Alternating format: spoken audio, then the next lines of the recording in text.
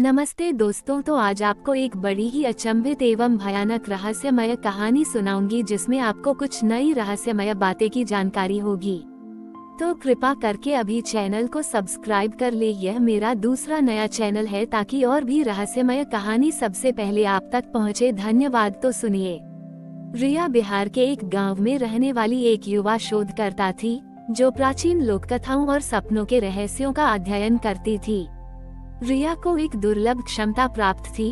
उसके सपने इतने जीवंत और शक्तिशाली होते थे कि कभी कभी वे उसकी जागती हुई दुनिया को प्रभावित कर सकते थे। वो अक्सर अपने सपनों में भविष्य की हल्की सी झलकियां या दूसरों के मन की बेचैनी महसूस करती थी। पिछले कुछ महीनों से रिया को एक भयानक सपना बार बार आ रहा था। वो 12 ज्योतिर्लिंगों के मंदिरों को देखती थी, लेकिन वे सभी अंधेरे और ठंडे थे। एक विशाल छायादार आकृति हर ज्योतिर्लिंग पर मंडरा रही थी और उनकी दिव्य चमक को सोख रही थी। रिया को लगता था कि यह आकृति उसके सारे सपनों को एक भयानक दुस्वप्न में बदल रही है। जागती हुई दुनिया में भी लोग थके हुए, चिड़चिड़े और डरे हुए रहने लगे थे। नींद अब आराम नहीं बल्कि एक डर बन गई थी। अपनी पुरानी पारिवारिक लाइब्रेरी में रिया को एक प्राचीन पांडुलिपि मिली जिसमें स्वप्न द्वार का जिक्र था। पांडुलिपि के अनुसार 12 ज्योतिर्लिंग सिर्फ पूजा स्थल नहीं थे, बल्कि वे सामूहिक मानव चेतना के स्वप्न लोक के प्रवेश द्वार थे। वे मानव जाति की आशाओं, इच्छाओं और सपनों को सुरक्षित रखते थे। पांडुलिपि में लिखा था कि अगर इन द्वारों को दूषित कर दिया जाए तो दुनिया एक दुस्वप्न में बदल सकती है। रिया समझ गई कि उसके सपने कोई कल्पना नहीं बल्कि एक चेतावनी थी। उस छायादार आकृति का नाम निद्रा चोर था, जो सपनों की शक्ति को चुराकर दुनिया में डर और निष्क्रियता फैला रहा था। पांडुलिपि में एक विशेष क्रम दिया गया था जिसमें रिया को हर ज्योतिर्लिंग का दौरा करना था ताकि वो स्वप्न द्वार को फिर से जगा सके। उसने अपनी यात्रा शुरू की। सोमनाथ आशा का द्वार यहाँ पहुंचकर उसने रात को ध्यान किया। अपने सपने में उसने सोमनाथ को एक उज्जवल प्रकाश से भर दिया। जैसे ही उसने ऐसा किया, वास्तविक दुनिया में लोगों के मन में आशा की एक लहर दौड़ गई। महाकालेश्वर साहस का द्वार उसने अपने सपने में एक भयानक राक्षस से लड़ाई की। उसे हराते ही लोगों में खोया हुआ साहस वापस आ गया। केदारनाथ भक्ति का द्वार अपने सपने में उसने भक्ति की एक धुन गाई जिससे लोगों के दिलों में एक नई आस्था का संचार हुआ। रामेश्वरम सृजन का द्वार उसने अपने सपने में एक खूबसूरत कलाकृति बनाई जिससे दुनिया के कलाकारों में नई रचनात्मकता भर गई।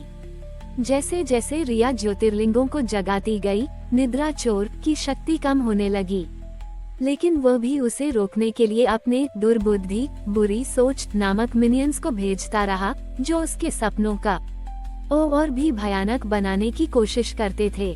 जागते हुए रिया के पीछे एक अजीबोगरीब समूह मंडराने लगा जो नींद में चल रहे लोगों की तरह थे, निद्रा चोर के सम्मोहन में। रिया अपनी अंतिम मंजिल पर पहुंची, काशी विश्वनाथ, जो सामूहिक चेतना का मुख्य द्वार था। इस बार निद्रा चोर उसके सपने में नहीं बल्कि सीधे उसके सामने एक विशाल छाया के रूप में प्रकट हुआ। उसने रिया को एक भयानक दुस्वप्न में फंसा लिया जहां वह अपने सबसे बुरे डर का सामना कर रही थी। लेकिन रिया ने हार नहीं मानी। उसने अपनी आंखें बंद की और अपनी यात्रा के दौरान जगाए गए सभी 11 ज्योतिर्लिंगों की ऊर्जा को याद किया।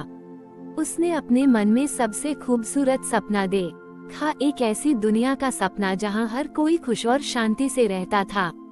उसने उस सपने को अपनी पूरी ताकत से काशी विश्वनाथ के द्वार पर प्रक्षेपित किया। वह सपना एक शक्तिशाली, शुद्ध प्रकाश में बदल गया। ये निद्रा चोर की छाया से टकराया। छाया चीख उठी क्योंकि वह इतनी शुद्ध भावना को सहन नहीं कर सकती थी। निद्रा चोर बिखर गया और हमेशा के लिए गायब हो गया। रिया जाग गई। उसकी यात्रा पूरी हो चुकी थी। निद्रा चोर का सम्मोहन टूट गया था। रिया अब सपनों की एक बुनाई करने वाली बन गई थी, एक ऐसी संरक्षक जो ये सुनिश्चित करती थी कि दुनिया के सपने हमेशा सुरक्षित रहें। कुछ महीने बीत गए और दुनिया में एक नया संतुलन बन गया। निद्रा चोर के जाते ही सपने फिर से जीवंत और रंगीन हो गए। रचनात्मकता बढ़ी, लोगों में आशा का संचार हुआ और कला का एक नया दौर शुरू हो गया। लेकिन हर शक्ति के साथ एक नई चुनौती आती है। रिया को जल्द ही एक अजीब विडंबना का एहसास हुआ। लोग अपने सपनों की दुनिया में इतने खो गए कि वे जागती दुनिया को भूलने लगे। लोग अपने सपनों में ज्यादा समय बिताने लगे, अपनी जिम्मेदारियों को नजरअंदाज करने लगे। सड़क पर चलते हुए लोग भी अक्सर एक गहरी सोच में खोए रहते थे, जैसे वे कहीं और थे। ज्योतिर्लिंगों का बड़ी ही धड़कन अब बहुत तेज हो गई थी, जैसे वे अपनी ऊर्जा का ज्यादा इस्तेमाल कर रहे हों। एक दिन रिया ने एक नई तकनीक के बारे में सुना। एक शक्तिशाली टेक कंपनी ऑरा इनोवेशंस ने एक डिवाइस लॉन्च किया था, जो लोगों को एक साझा वर्चुअल स्वप्न लोक में प्रवेश करने की अनुमति देता था। इस स्वप्न लोक में आप कुछ भी कर सकते थे, उड़ सकते थे, दुनिया की सैर कर सकते थे या अपने सपनों का जीवन जी सकते थे। रिया को जल्द ही एहसास हुआ कि यह सिर्फ एक तकनीक नहीं थी। ये कंपनी ज्योतिर्लिंगों से शुद्ध स्वप्न ऊर्जा चुरा रही थी और लोगों की चेतना को अपने बनाए हुए डिजिटल पिंजरे में कैद कर रही थी। निद्रा चोर सपनों को दूषित कर रहा था, लेकिन ये कंपनी सपनों को ही कैद कर रही थी। रिया का नया मिशन था जागृति और स्वप्न के बीच संतुलन बनाना। उसे कंपनी के मुख्य सवा का पता लगाना था और ज्योतिर्लिंगों के द्वार को उनसे तोड़ना था। उसने अपने दादाजी की पांडुलिपि में एक और गुप्त सूत्र पाया, एक जागृति का अनुष्ठान जो सपनों को वास्तविकता से जोड़ता था। यह अनुष्ठान कृष्णेश्वर में किया जाना था, जहां कंपनी का मुख्य डेटा सेंटर था। रिया उस डेटा सेंटर में घुस गई, जो किसी प्राचीन मंदिर से कम नहीं लगता था।